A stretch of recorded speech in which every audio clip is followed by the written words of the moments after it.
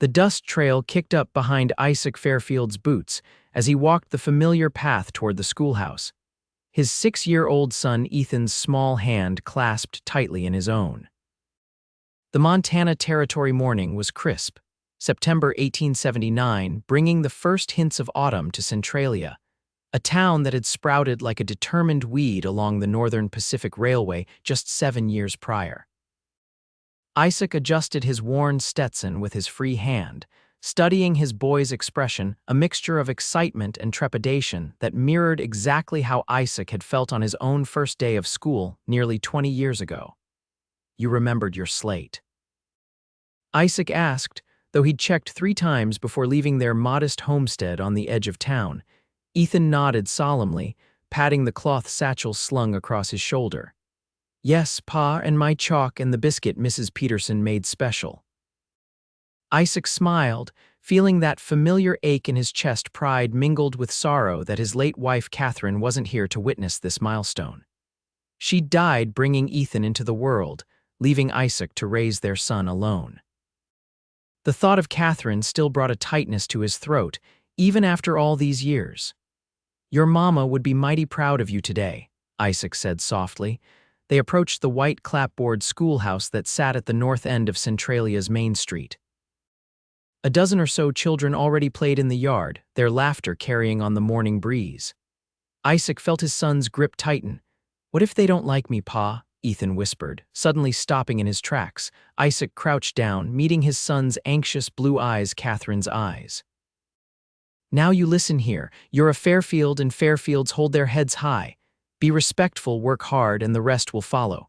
Remember what I taught you about shaking hands. Firm grip, look him in the eye," Ethan recited. "That's right," Isaac nodded. "Just be yourself, son." As they approached the schoolhouse gate, Isaac saw a young woman step onto the porch and ring the brass bell. The children in the yard began filing toward the steps. Isaac had heard there was a new teacher in town, Miss Sinclair, if he recalled correctly, but he hadn't yet made her acquaintance. Living out on his small ranch kept him isolated from much of the town gossip. The woman on the porch couldn't have been more than 25, with chestnut hair neatly pinned beneath a modest hat. Her simple blue dress was practical, but somehow elegant on her slender frame. She smiled warmly as she caught sight of Isaac and Ethan approaching. "Good morning," she called, descending the steps to meet them at the gate. "You must be Ethan." The boy nodded shyly, pressing against Isaac's leg. "I'm Miss Sinclair," she said, extending her hand first to the boy, who shook it with surprising confidence, and then to Isaac. "Clara Sinclair, I'll be Ethan's teacher." When Isaac's calloused hand met hers, he was struck by both the softness of her skin and the unexpected strength in her grip. Their eyes met briefly, hers a deep amber that reminded him of pine honey, before he cleared his throat and released her hand. "Isaac Fairfield, madam, pleased to meet you." Clara knelt down to Ethan's level. "I've heard wonderful things about you from Mrs. Peterson. She says you already know your letters." Ethan nodded, standing a bit straighter. "Pa taught me, and some numbers too." Clara glanced up at Isaac with an approving smile that caused an unexpected warmth to spread across his chest. "He'll do fine, just like his father," she said, rising to her feet. Her eyes lingered on Isaac's for a moment longer than necessary before she turned her attention back to Ethan. "Come along then, we're about to begin our day." Isaac squeezed his son's shoulder. "I'll be here when school lets out." Ethan hesitated only briefly before squaring his small shoulders and following Miss Sinclair through the gate. At the door, he turned and gave his father a small wave. Isaac stood there long after the schoolhouse door had closed, pondering the strange flutter in his chest, something he hadn't felt since Catherine. It was ridiculous, of course. He was a 32-year-old widower with a ranch to run and a son to raise. He had no business noticing the way the morning light caught in Clara Sinclair's hair, or how her smile seemed to reach all the way to those honey-colored eyes. Shaking his head, Isaac turned and headed back toward town. He had supplies to purchase and business to attend to. Still, as he made his way down Centralia's dusty Main Street, he found himself wondering if Miss Clara Sinclair was new to Montana, and what had brought her to their small corner of the territory. Isaac tipped his hat to Sheriff Wallace as he passed the jailhouse. mentally running through his errands for the day. Feed at Harrison's general store, new hinges for the barn door at the blacksmith's, and he'd promised Ethan he'd inquire about a puppy from the new litter at the Cooper place. Simple tasks, the rhythm of his life for the past 6 years. Fairfield, a voice called, pulling Isaac from his thoughts. Hank Peterson, the owner of Centralia's only saloon and husband to the town's best baker, waved from across the street. "Morning, Hank," Isaac greeted, crossing to meet his friend. "Saw you headed to the schoolhouse." "Young Ethan's first day?" Hank asked, clapping Isaac on the shoulder. "That it is. Time passes quicker than I'd like." "Doesn't it, though?" "My Mary baked him those special biscuits, said he'd need something sweet to ease the day." Hank's expression grew thoughtful. "You meet our new schoolmarm," Isaac nodded. "Miss Sinclair seems capable enough."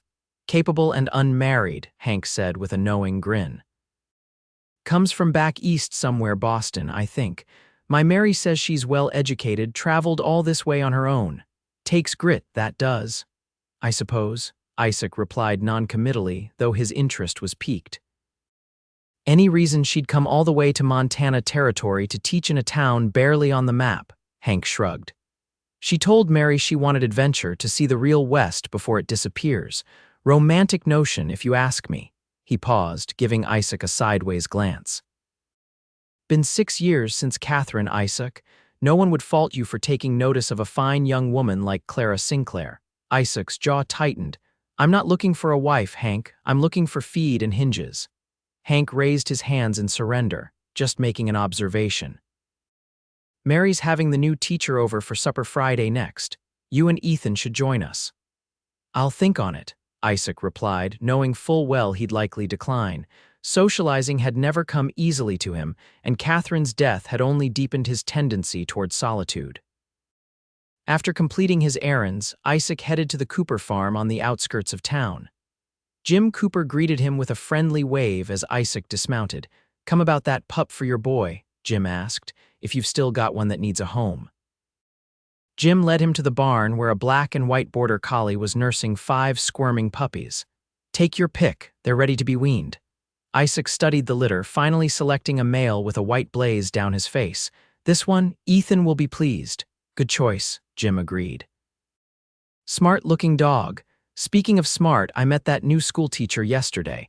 My Jenny's taken quite a shine to her already." "Miss Sinclair seems to be making an impression on everyone," Isaac observed dryly. Jim chuckled. "Well, it's not every day we get new blood in Centralia, especially someone with her background. Heard she turned down a position at some fancy school in Denver to come here. Can't imagine why." Isaac carefully placed the puppy in his saddlebag, leaving enough room for the animal to breathe comfortably. "Appreciate the dog, Jim. Ethan will be by to properly thank you soon." As Isaac rode back toward town, he pondered the mysterious Clara Sinclair who had chosen their modest settlement over Denver. Perhaps there was more to her story than a simple desire for adventure. Not that it mattered to him, he reminded himself firmly. His life was full enough with his son and his land. When the schoolhouse bell rang at 3 o'clock, Isaac was waiting at the gate, the puppy secured in his coat. Ethan burst from the building, his face alight with excitement as he spotted his father. "Pa, Miss Sinclair taught us about maps today. She has one that shows the whole United States, and she pointed out where Boston is, where she's from, and how far she traveled to get here." "Is that so?" Isaac replied, unable to contain his smile at his son's enthusiasm. "And she reads stories better than anyone, even using different voices for different people." Ethan continued breathlessly. Isaac noticed Clara standing in the doorway, watching their interaction with a gentle smile. Their eyes met briefly, and she gave a small nod of acknowledgement. Isaac returned the gesture, inexplicably pleased that his son had taken to her so quickly. "I've got something for you," Isaac said, opening his coat to reveal the puppy. Ethan's eyes widened. "For me, really, but he'll be your responsibility, feeding, training, the whole lot." "I'll take care of him, Pa, I promise." Ethan carefully took the puppy, cradling it against his chest. "I'm going to name him Scout." "A fine name," Isaac agreed. "May I see?" Clara had approached without Isaac noticing and now stood at the gate, her eyes bright with interest. "Miss Sinclair." "Look what Pa got me." Ethan proudly displayed his new companion. "He's wonderful," she said, reaching out to gently stroke the puppy's head. "Border Collie, isn't he? They're incredibly intelligent dogs.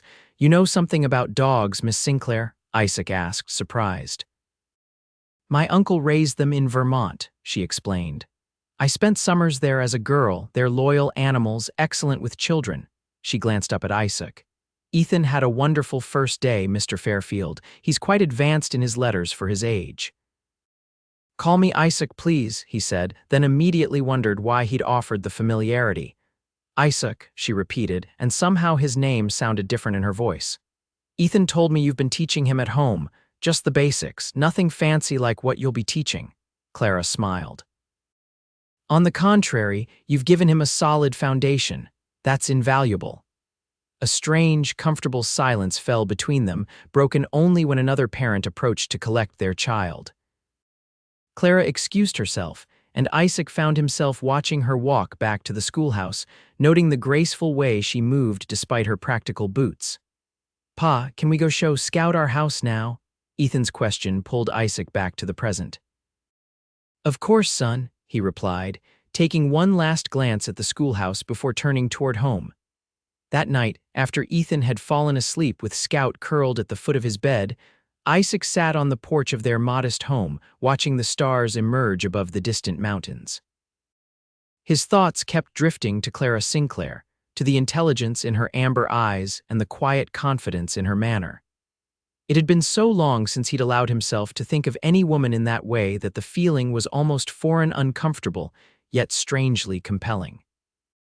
Catherine would want him to move forward, he knew that. She had made him promise in those final moments to find happiness again someday.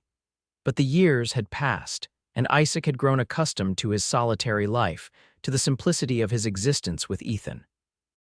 The idea of disrupting that balance seemed foolish. And yet, as he watched a shooting star trace a brilliant path across the Montana sky, Isaac couldn't help but wonder if perhaps something or someone had been missing all along. Over the next few weeks, Isaac found himself lingering a bit longer at the schoolhouse gate each afternoon. He told himself it was merely to hear Ethan's enthusiastic accounts of his day, but he couldn't deny the pleasant flutter in his chest whenever Clara emerged to dismiss her students. Their conversations were brief but increasingly comfortable discussions of Ethan's progress, comments on the weather, observations about Centralia's modest happenings. Clara had a quick wit that occasionally caught Isaac off guard, making him laugh in a way he hadn't in years. One crisp October afternoon, as Isaac waited for Ethan, he noticed Clara struggling with an armload of books and papers. Without thinking, he opened the gate and strode up to the schoolhouse steps. "Allow me," he said, reaching to take some of the burden from her arms. "Thank you," Clara replied, her cheeks flushed from the effort. "I'm attempting to reorganize the school's meager library, but I'm afraid it's a larger undertaking than I anticipated." Isaac followed her inside the schoolhouse, a place he hadn't entered since his own brief education had ended at 14. The single room was neat and welcoming, with children's artwork decorating the walls and a pot-bellied stove in the corner. Clara had clearly worked to make it a pleasant environment for learning. "You've made some changes," he observed, placing the books on her desk. "Small improvements," she agreed, "though we're desperately short on reading material. I've donated my personal collection, but growing minds need variety." "Perhaps the town council could be persuaded to allocate funds," Isaac suggested. Clara smiled ruefully. "I've already approached them." While sympathetic, they explained that the railroad's recent rate increases have strained Centralia's budget. Isaac considered this. "I might have some books at home, nothing fancy, mind you, but they've been gathering dust since Catherine." He trailed off, surprised at himself for mentioning his late wife. Clara's expression softened. "Ethan speaks of his mother sometimes. He says she lives in the stars now." "That's what I told him when he was little," Isaac explained, suddenly finding it difficult to meet Clara's gaze. "Catherine loved astronomy. She'd point out constellations to me on clear nights." "A beautiful way to keep her memory alive for him," Clara said gently. "I'm sure she'd be proud of the boy you're raising." Before Isaac could respond, Ethan burst through the door with Scout trotting at his heels. The dog had become a familiar sight around town, following Ethan faithfully each day. "Pa, you're inside the school," Ethan exclaimed, his surprise evident. "Just helping Miss Sinclair with some books," Isaac explained, grateful for the interruption. As they left the schoolhouse, Ethan chattering happily between them, Isaac found himself walking Clara to her modest boarding house on Pine Street. It wasn't precisely on their way home, but it felt like the gentlemanly thing to do. "Thank you for the escort," Clara said when they reached her door. "And for the offer of books. Any contribution would be greatly appreciated." "I'll bring what I have tomorrow," Isaac promised. That night, Isaac pulled a wooden crate from beneath his bed, Catherine's books carefully preserved. He ran his fingers over the spines, remembering how she'd treasured each volume.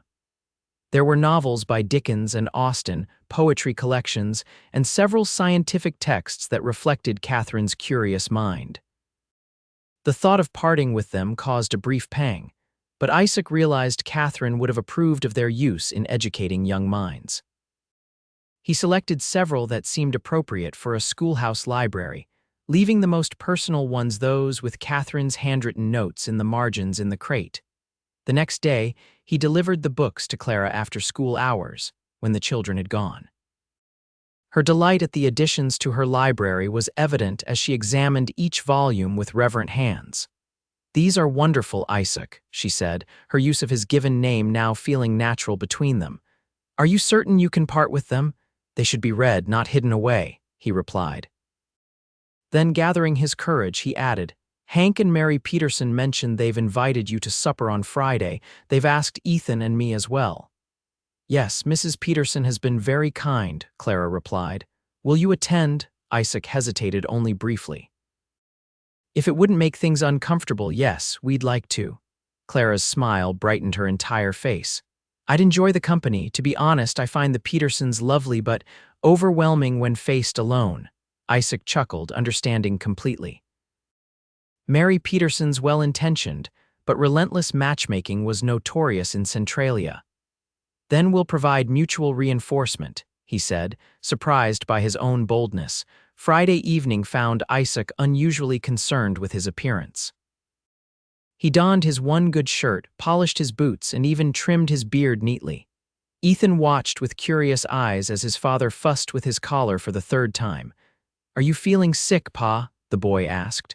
"No, why? You look all worried, like when I had that fever last winter." Isaac sighed, ruffling his son's hair.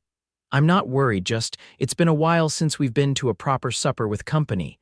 Ethan nodded sagely. "Is it because Miss Sinclair will be there?" Isaac nearly dropped the comb he was holding.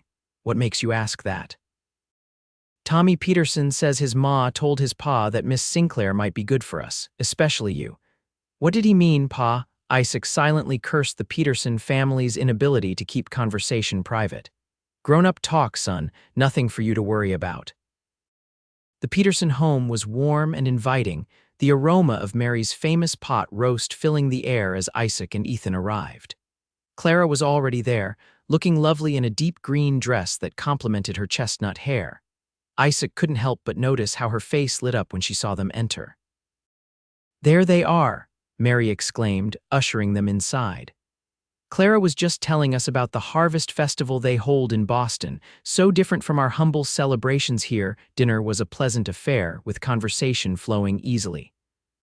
Ethan proudly told everyone about Scout's latest tricks, while Clara shared amusing anecdotes from her classroom. Isaac found himself speaking more than usual, drawn out by Clara's genuine interest in his stories of ranch life and the early days of Centralia. After the meal, while Mary enlisted Ethan's help serving pie in the kitchen, and Hank stepped outside for his evening pipe, Isaac found himself momentarily alone with Clara in the Petersons' small parlor.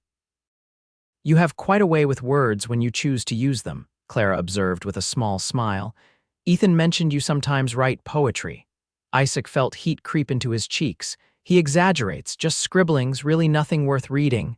"I disagree," Clara said softly.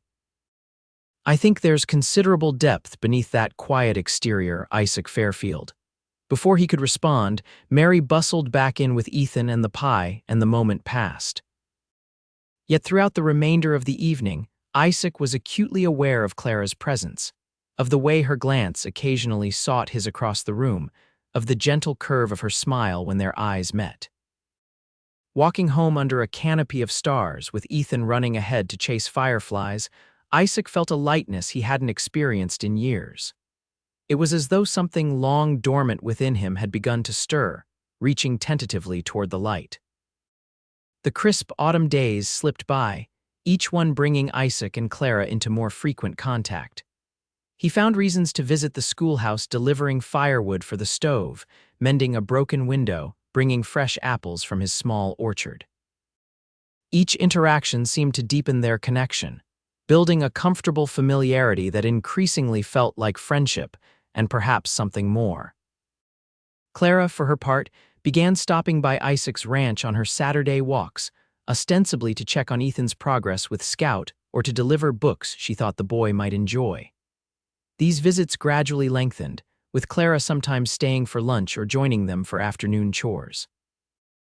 Isaac learned that Clara had come from a respectable Boston family, had attended a women's college, and had indeed turned down a prestigious teaching position in Denver.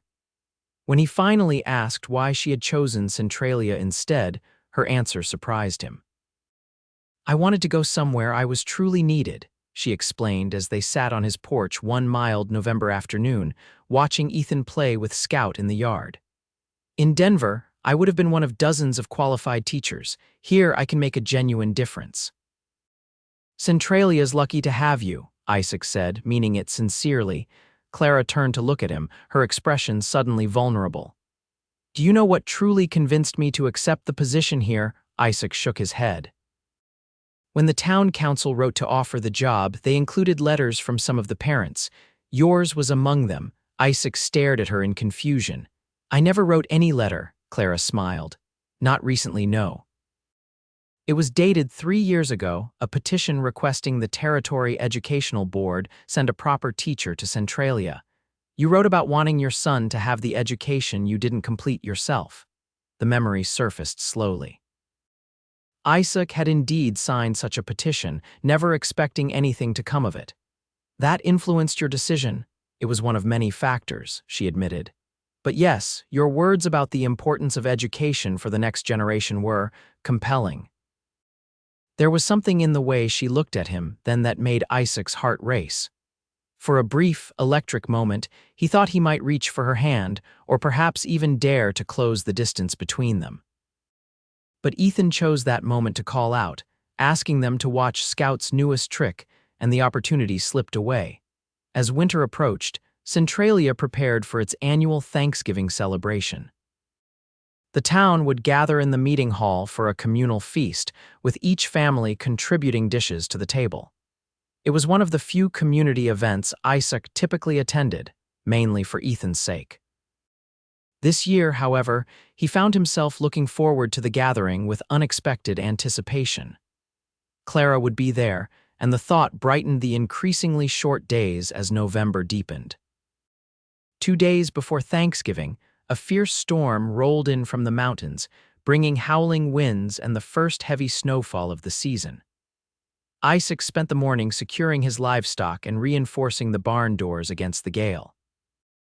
By midday, the snow was falling so thickly that he could barely see the road from his front porch. Concern for Ethan gnawed at him. The schoolhouse was sturdy enough, but he worried about the journey home if the storm continued to worsen. Just as he was preparing to ride into town, a shape emerged from the swirling white Clara, with Ethan's hand firmly in hers and Scout leading the way. Isaac rushed to meet them, relief flooding through him. "Thank God you're safe," he said, ushering them inside where a fire blazed in the hearth.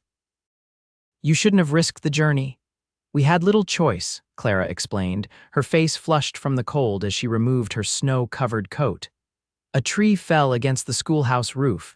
Sheriff Wallace deemed it unsafe until repairs can be made."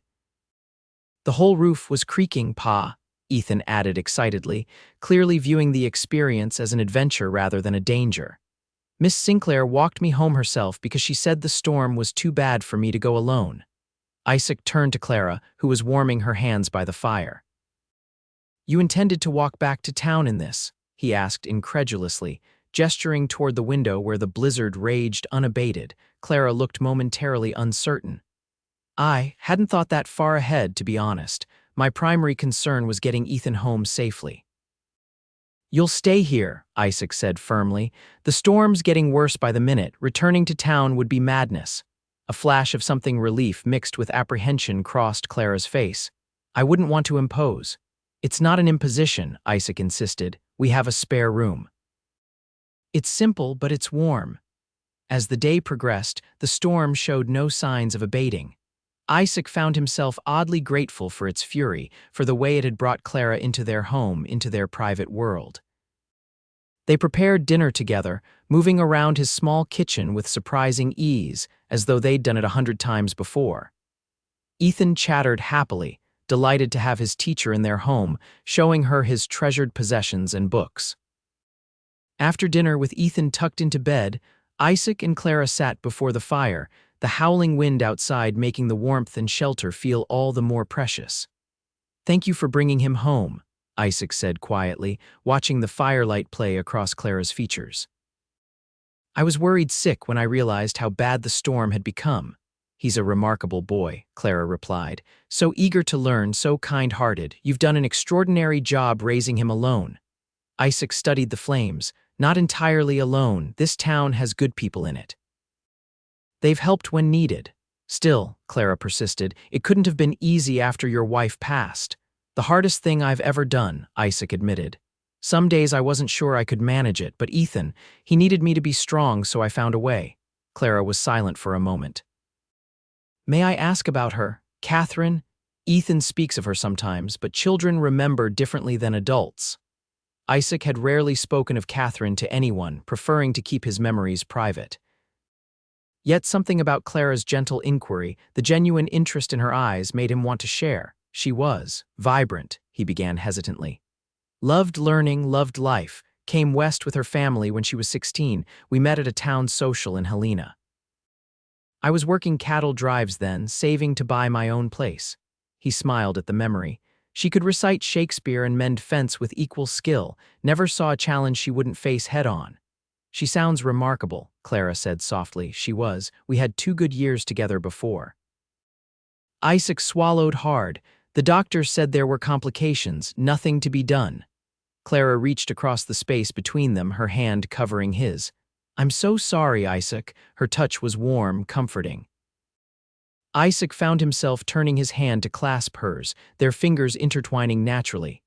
They sat like that for several minutes, the crackling fire and howling storm the only sounds between them. "What about you?" Isaac finally asked, reluctant to release her hand. "No husband waiting back in Boston," Clara shook her head, a shadow crossing her face. "There was someone once, a fellow teacher. We were engaged briefly, but—" She hesitated. "He proved to be less honorable than I'd believed. When I discovered he had made similar promises to another woman, I broke the engagement." Isaac felt a surge of anger toward this unknown man who had hurt her. "His tremendous loss," he said simply. Clara's smile returned, small but genuine. "Perhaps it was for the best. Had things gone differently, I wouldn't be here now." The implication of her words hung in the air between them. Isaac found himself leaning slightly closer, drawn by something indefinable yet undeniable. Clara's eyes met his, and in them he saw the same mixture of hope and uncertainty that he felt himself. The fire popped loudly, breaking the spell. Clara gently withdrew her hand, though reluctance was evident in the gesture. "I should probably retire," she said. "It's been a long day." Isaac nodded, rising to show her to the spare room, Catherine's sewing room, repurposed years ago when he couldn't bear to see it empty. He'd kept a few of her things, but most had been given away or stored.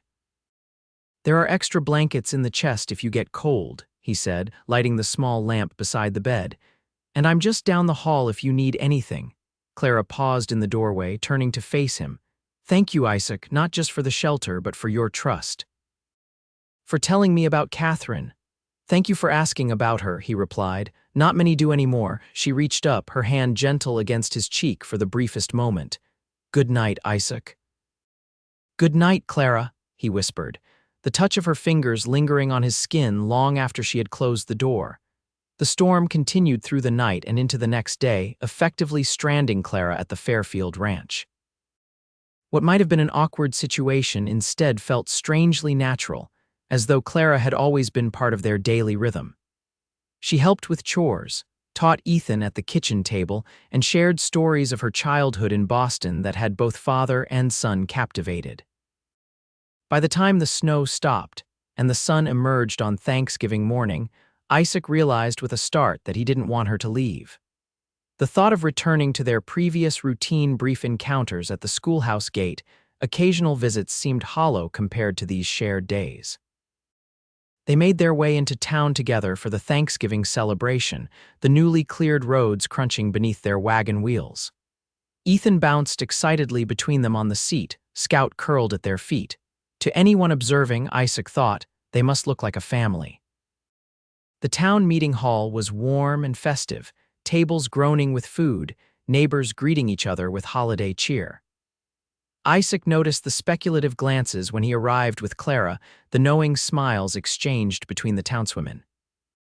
Ordinarily, such scrutiny would have made him uncomfortable, but today he found he didn't mind. During the meal, Clara was seated beside him, their shoulders occasionally brushing as they passed dishes or reached for bread. Each casual touch sent a pleasant warmth through Isaac, a sensation both foreign and familiar, like returning to a place long forgotten but instantly recognized. As the celebration wound down and families began to depart, Sheriff Wallace approached their table, his expression serious.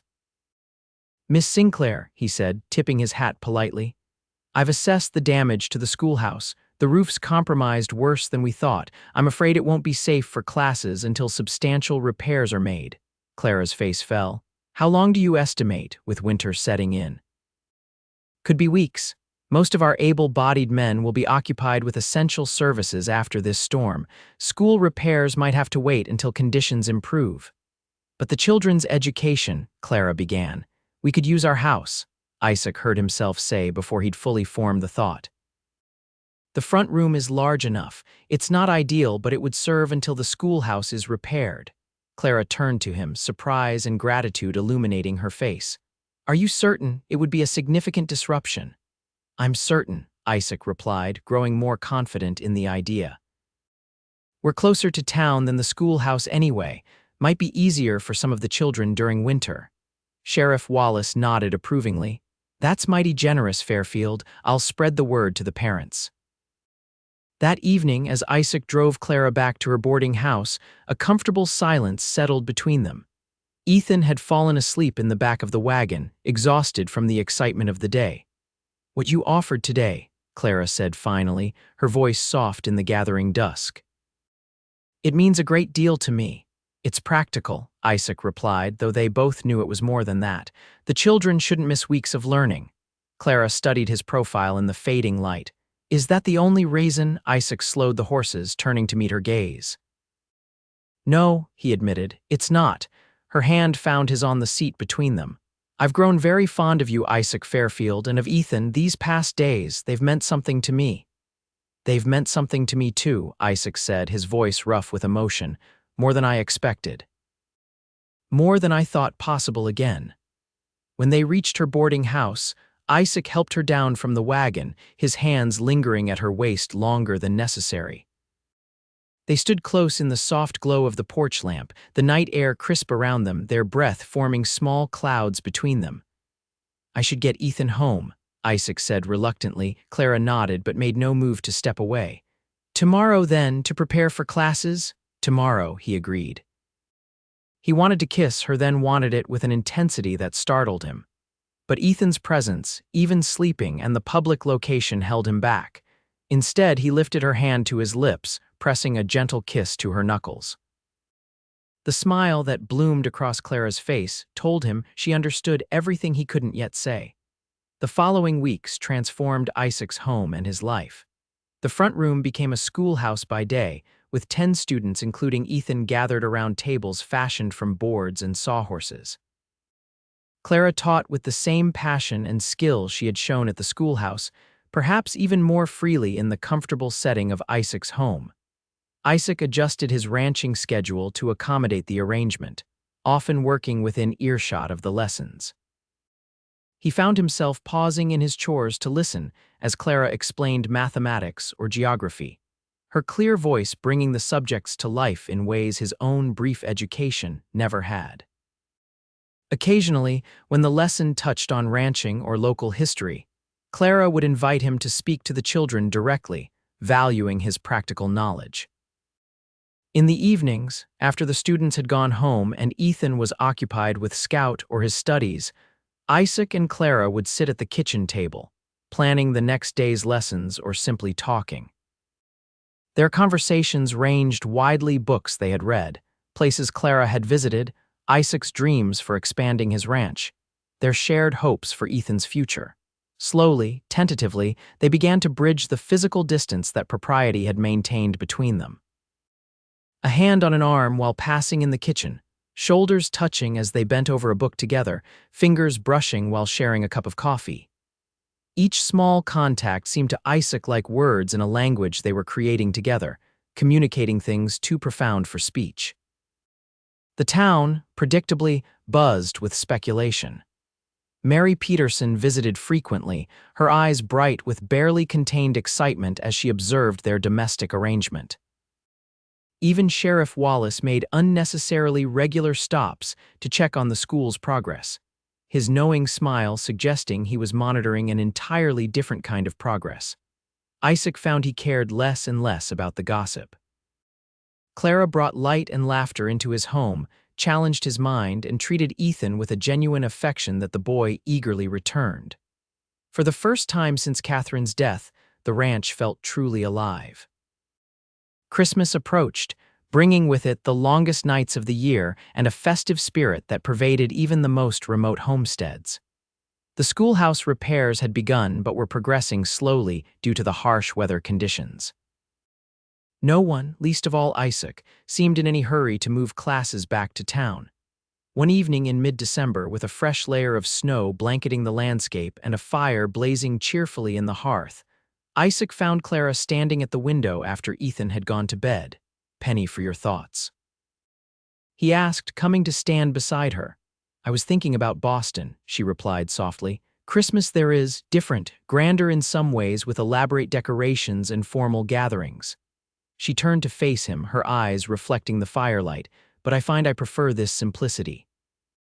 There's an honesty to life here that I never found back east." "Even with the hardships?" Isaac asked. "The isolation, the harsh winters?" "Perhaps because of them," Clara said. "Difficulties reveal character, don't they? Strip away pretense." Isaac nodded, understanding perfectly. "I've been meaning to ask you something," he said, gathering his courage. "The school board in Helena has written asking when they might expect classes to resume at the schoolhouse." A shadow crossed Clara's face. "I see, and the repairs are progressing?" "Slowly," Isaac admitted. "But eventually they'll be completed. When that happens—" He hesitated, searching for the right words. "I don't want this to end, you being here, being part of our lives." Clara's expression softened. "What are you asking, Isaac?" He took her hands in his. "I'm asking if you might consider making this arrangement permanent, not just as Ethan's teacher, but—" He took a deep breath. "As my wife, as part of our family." Clara's eyes widened, a mix of emotions playing across her face. "Isaac, I know it hasn't been long," he hurried on. "And I know there are differences between us, your education, your background, but these weeks have shown me what life could be like with you in it, and I don't want to go back to how things were before." A single tear traced down Clara's cheek. "You don't need to convince me," she whispered. "My heart has been yours since that first day at the schoolhouse gate when you looked at me with such love for your son in your eyes." Isaac felt a weight lift from his chest, a tension he hadn't realized he'd been carrying. Slowly, reverently, he drew her closer, one hand rising to cup her face. "May I?" he asked softly. Clara's answer was to lean into his touch, her eyes closing as their lips met in a kiss that felt like coming home. Isaac's arms encircled her waist, drawing her against him as the kiss deepened, years of loneliness dissolving in the warmth of their embrace. When they finally parted, both breathless, Isaac rested his forehead against hers. "I never thought I'd feel this way again," he admitted. "After Catherine, I believed that part of my life was over." Clara's fingers traced the line of his jaw tenderly. We don't dishonor those we've lost by finding happiness again. Isaac, I believe Catherine would want this for you for Ethan. She would like you, Isaac said, the realization both painful and healing. She would approve of the woman who's captured her son's heart, and her husband's. Clara smiled through tears. I'll strive to be worthy of that approval and to make you both happy for all our days together. They shared the news with Ethan the next morning. The boy's reaction, pure, uncomplicated joy, confirmed what Isaac already knew in his heart. This union was right for all of them. Does this mean you'll be my ma now? Ethan asked Clara, his blue eyes wide with hope. Clara knelt to his level, taking his small hands in hers. I would be honored to be your mother, Ethan, not to replace the one who gave you life, but to love you alongside your father and to help you grow into the man you're meant to become. Ethan considered this seriously before nodding. I think my real ma would be happy. She wouldn't want Pa to be lonely. Isaac swallowed the lump in his throat, amazed at his son's wisdom and capacity for love. The news spread quickly through Centralia, meeting with universal approval. The town had watched their relationship develop with hopeful anticipation, and many claimed to have predicted the outcome from the start. Mary Peterson immediately took charge of wedding preparations, declaring that waiting until spring was entirely unnecessary. Life's too short and winter's too long to delay happiness, she proclaimed, and neither Isaac nor Clara could find reason to argue. They were married 2 days after Christmas in the newly repaired schoolhouse, which the town had worked tirelessly to complete as a wedding gift. The simple ceremony, performed by the circuit preacher who had fortuitously arrived for the holidays, was attended by nearly everyone in Centralia. Ethan stood proudly beside his father, Scout sitting dutifully at his feet, while Clara wore a dress of deep blue that Isaac declared more beautiful than any white gown could ever be. When the preacher pronounced them husband and wife, Isaac kissed his bride with a tenderness that brought tears to even the most stoic rancher's eyes. The celebration afterward lasted well into the night, with music and dancing and more food than the small community ordinarily saw in a month. As midnight approached, Isaac and Clara slipped away, returning to the ranch that would now be truly their home. Ethan had been entrusted to the Petersons for the night, allowing the newlyweds privacy for their first evening as husband and wife. Standing in the bedroom that had once felt so empty, Isaac watched as Clara removed the pins from her hair, letting the chestnut waves fall around her shoulders. The simple intimacy of the moment struck him deeply. This remarkable woman had chosen him, had chosen their life together. Second thoughts? Clara asked softly, noting his intense gaze. Isaac crossed to her, taking her hands in his. Only gratitude, he replied, for whatever twist of fate brought you to Centralia, to us. Not fate, Clara corrected gently. Choice. I chose to come here, and it's the best decision I've ever made. As they came together in the quiet darkness of the winter night, Isaac felt the last fragments of his grief transform into something new, not forgotten, but integrated into the man he had become, the man who could love again without reservation. Spring came to Montana with its usual tentative beauty, patches of green emerging from beneath melting snow, birds returning from southern sojourns, creeks swollen with runoff from the mountains. The schoolhouse had fully reopened after the winter repairs, though Clara now divided her teaching between the town building and occasional lessons at home. Home had transformed as well. Clara's books now mingled with Isaac's on shelves he had built to accommodate their growing collection. Her touch was evident throughout the ranch house curtains at the windows, colorful quilts on the beds, flowers in vases when the season allowed.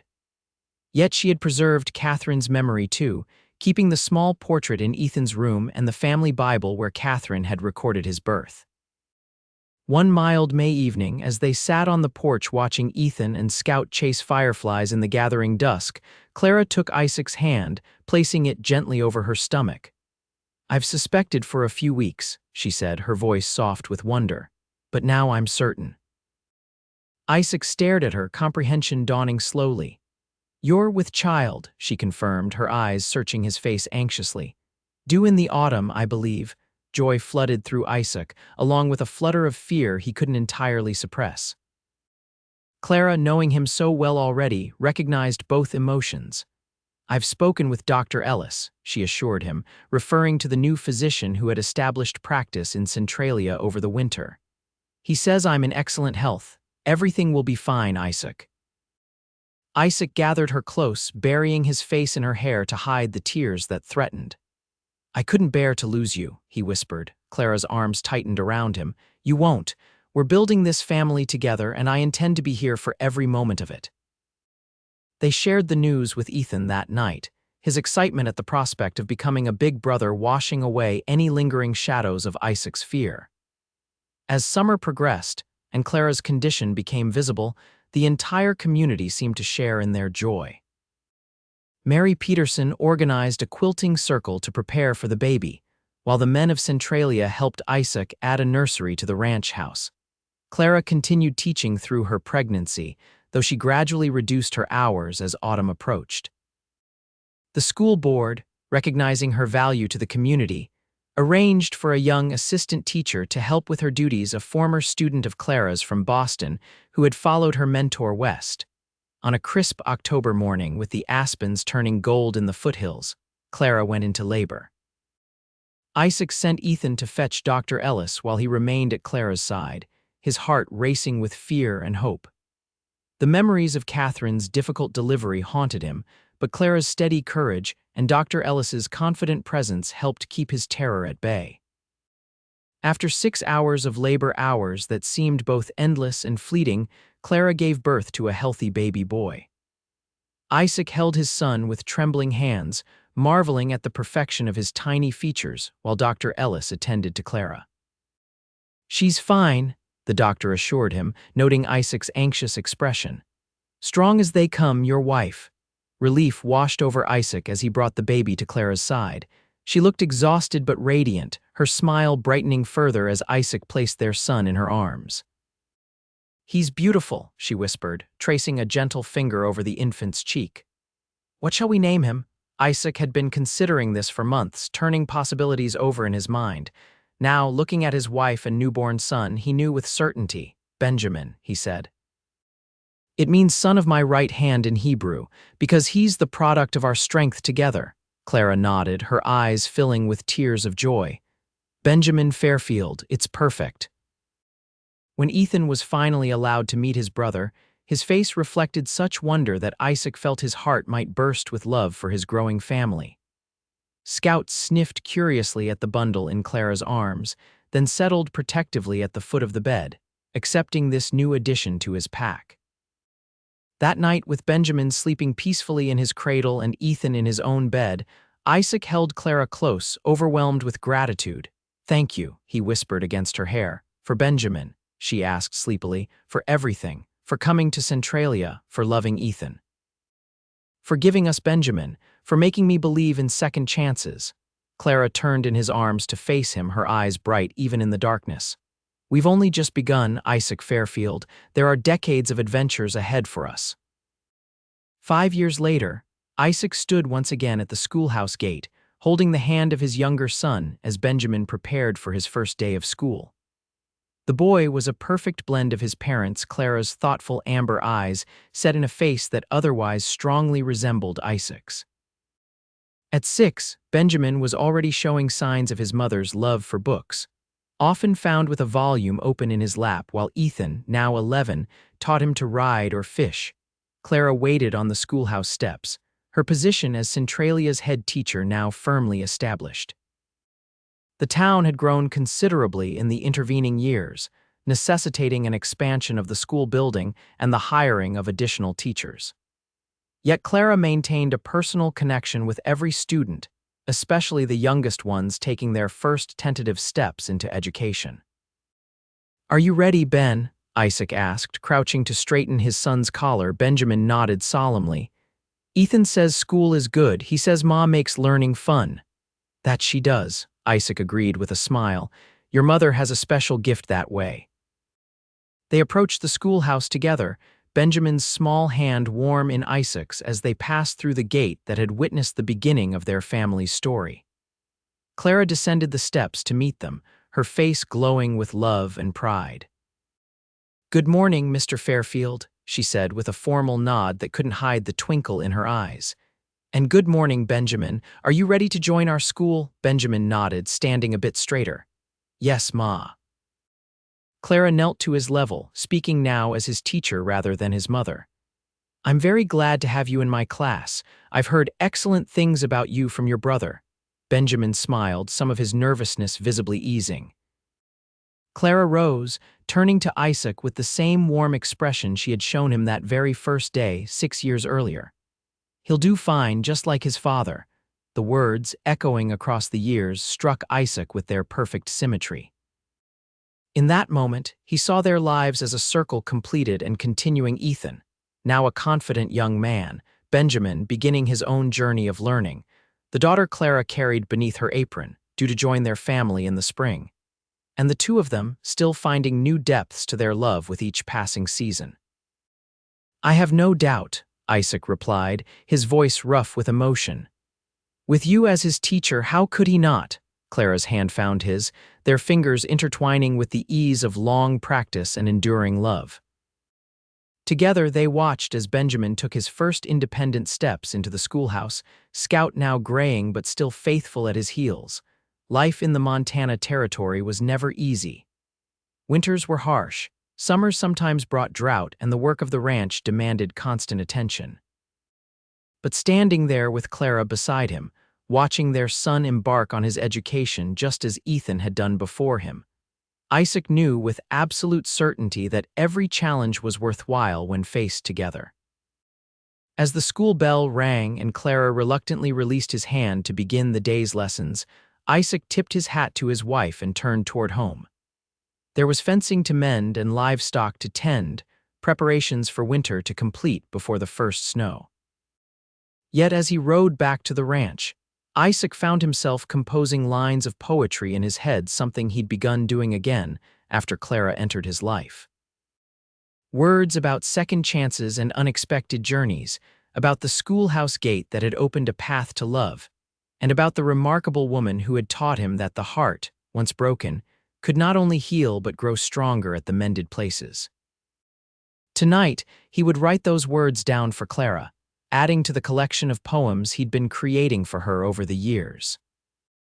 And tomorrow, he would return to the schoolhouse gate, where their story had begun and continued to unfold with each passing day, a love story written in the changing seasons of the Montana wilderness, in the growth of their children, and in the quiet moments between two people who had found in each other exactly what they hadn't known they were seeking.